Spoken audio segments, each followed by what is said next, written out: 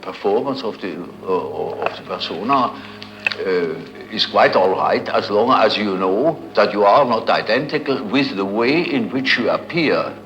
So today you've got two men who are supposedly in politics in opposition, Bush and Harriman, actually the members of the same secret society, people who appear to be in opposition politically or financially or industrially or in many ways, are working together.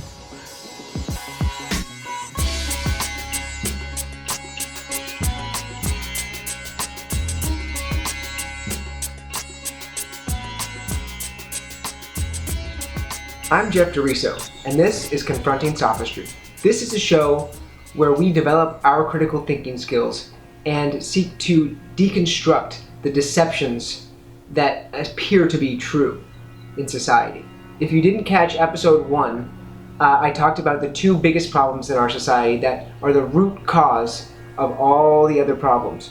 So if you haven't seen episode 1, I recommend that you check that out. So today, what I want to talk about is the work of literature that introduced me to the entire concept of sophistry to begin with, and also to the character of Socrates, who is one of the heroes of philosophy, if not the greatest hero of philosophy. Now, the work I'm referring to is called Apology by Plato, and if you haven't read it, I recommend that you read it. It'll only take you maybe an hour or two, but I'll give you a little bit of a recap here. The Apology starts with Socrates on trial, defending himself against basically everyone in society who has accused him of corrupting the youth. And this charge is that he has basically encouraged the youth to question those in authority. And in Socrates defending himself, he explains the story of how these accusations came to be. This story begins with a friend of Socrates going to the oracle at Delphi. At this time in Greek society, the oracle of Delphi was seen as the prophet who spoke the word of God. Socrates' friend asked the oracle at Delphi, "Is there any man wiser than Socrates?" And the oracle said, "No, there is no man wiser than Socrates." And so when Socrates' friend tells him about what the oracle at Delphi says, he says, "Well, that can't be, because I know that I have no wisdom. How can it be that I'm the wisest man?" So at this point, Socrates sets out on a journey. He says, well, if I can find a man who's wiser than me, then I can prove to the oracle that it can't be that I'm the wisest man. So he sets out on this journey, and he comes across a politician. Everyone in society thinks this person is very wise, and he thinks himself to be very wise. But as Socrates begins to question the politician, he discovers that the man is not as wise as he appears to be. He thinks that he knows so many things, and upon inquiry, Socrates finds out that it's all smoke and mirrors. And Socrates thinks to himself, this man thinks he is wise, yet he's not. But I know I'm not wise, so that makes me wiser than this man. So he thought, well, I'll continue my journey. So he goes to more politicians, and the same thing happens. They think themselves to be these great wise men, and that they have this great insight, but upon inquiry and upon questioning, Socrates finds that, again, that they think they're wiser than they actually are. So he once again concludes that his own knowledge that he knows nothing is still wiser than these men. So he goes then to the poets, and the same thing happens. He goes then to the artisans and the craftsmen, and the same thing happens. They have knowledge of their specific fields, but because their expertise in that one field, they assume that they must be knowledgeable in other things too, such as metaphysical concepts of truth, justice, and basically these immutable concepts that philosophers deal with. So Socrates once again concludes that although he knows that he's not wise, the fact that he knows he's not wise makes him wiser than these people who think that they are wise. And so he understands the lesson that the Oracle of Delphi was trying to say, which was that men in general are not very wise. And only those who know that are the ones who are meant to spread that message and to keep inquiring the men who appear to be wise. And so that sort of gives Socrates a very clear purpose in his life. He basically takes on this hobby and continues it, and because of it, he becomes poor. And so in his trial, he talks about that there are these men who are a very clear group within society who are the sophists, and they are people who take money in exchange for teaching the youth. Socrates, on the other hand, does not take money. He only inquires and questions, and people seek him out because they don't know exactly why it is that he's wise, but some part of them feels that he must be wise because he can see the fault in all these men who appear to be wise. So he gains followers in that way of just questioning the men who put themselves up and hold themselves up as these great wise people. And these people are the sophists. Socrates realizes that the men who appear to be the most wise are actually the most foolish. And actually some of the men who don't think they're smart at all are actually much wiser. As he spreads this message, he makes a lot of enemies along the way, because every time he confronts one more person and questions their wisdom, he makes a new enemy. So that's how he got to be on trial, because he's gathered all these enemies of these people who are basically butthurt because he proved that they're not really as smart as they think they are. The funny thing about the name of this is it's an apology, but it's sort of an apology, non-apology. He's saying, I'm really trying to help you, but you're getting angry at me because I'm exposing the fact that you're not as smart as you appear to be. You know, he really doesn't give an apology. He says, if you tell me that you're going to put me to death and all I have to do to not be put to death is stop doing what I'm doing, I'll still keep doing it. And if you let me go and if you find me innocent, I will still continue doing what I'm doing. He believes that that's his purpose and that's his calling.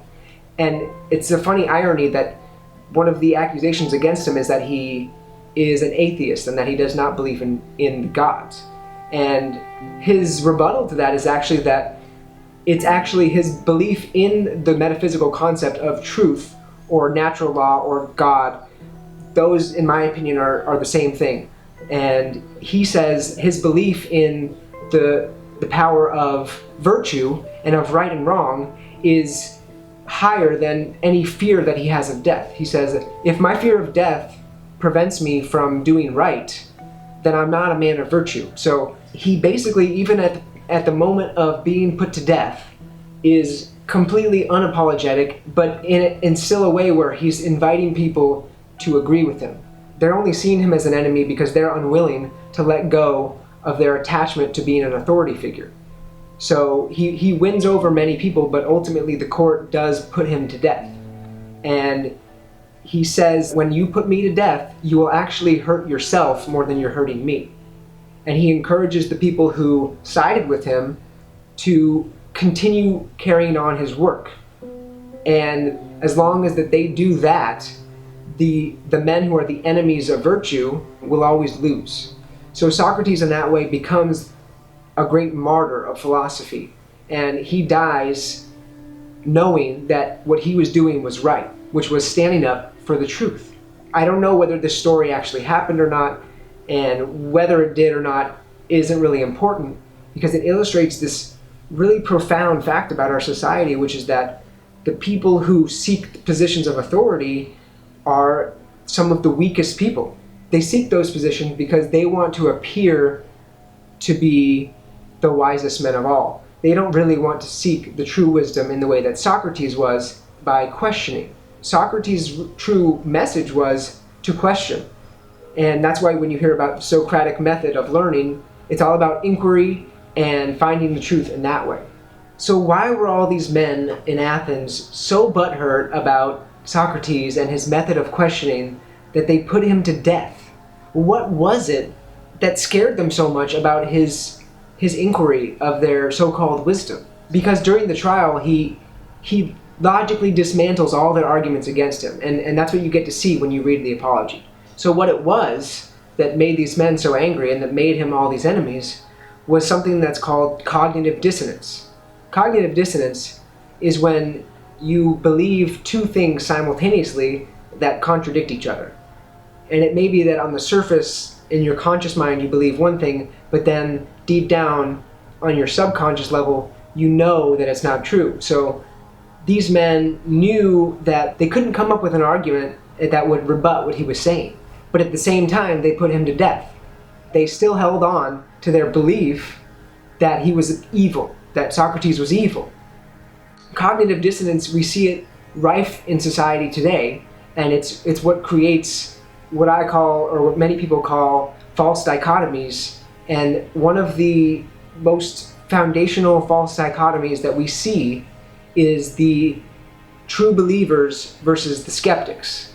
A great way to illustrate the false dichotomy of true believers versus skeptics is with the popular TV show, The X-Files. If you have not watched the show, you only need to watch a few episodes to kind of get what I'm saying about this. You'll see that the main character, Mulder, has a poster in his office with a UFO on it that says, "I want to believe." That establishes him as the true believer stereotype. And his partner, the person who has been sent in by the authority, the FBI, to debunk the UFOs and all of the other weird things that he's investigating, is held up as the skeptic, and she calls herself the skeptic. So what's false about this dichotomy? The reason it's false is that it presents these two options as if they're the only two options. As if you must either believe wholeheartedly that all UFOs are aliens and aliens are out to get us, or that aliens are nonsense and everyone who believes them is crazy. We obviously understand that there's a number of other opinions that you may have. You may have the opinion that some UFOs are actually extraterrestrials, some are government craft, or that they're all government craft, or that there's an elaborate hoax. There's a number of opinions that you can have. So it's not about whether you believe 100% one way or the other. If you're a true skeptic, you'll reserve your judgment until you know for sure. It's very disingenuous in the show how this character of Scully is held up as a skeptic, when in fact, she's a true believer as well, but she's just a true believer in the infallibility of authority. She jumps to conclusions in the same way that her counterpart Mulder does, but she jumps to the opposite conclusion. So you see that both characters are making the flaw that we talked about in episode 1 of jumping to the conclusion before they know for sure. And a lot of these areas of study, it's hard to ever really know for sure. And when you get into studying UFOs and Sasquatch and Loch Ness and all these mysterious unsolved mysteries, you see that there's some compelling evidence to prove that these things are actual phenomenon, but there's also compelling evidence to prove that there have been a lot of fakes and a lot of hoaxes. Someone who's researched this area, his name is Robert Anton Wilson, he said, "I don't believe anything, but I have many suspicions." And I think that idea and that attitude is what defines a true skeptic, is somebody who doesn't believe immediately that it's false just because one UFO was a hoax. That's throwing the baby out with the bathwater. That's a logical fallacy, and we'll talk about logical fallacies in the next video.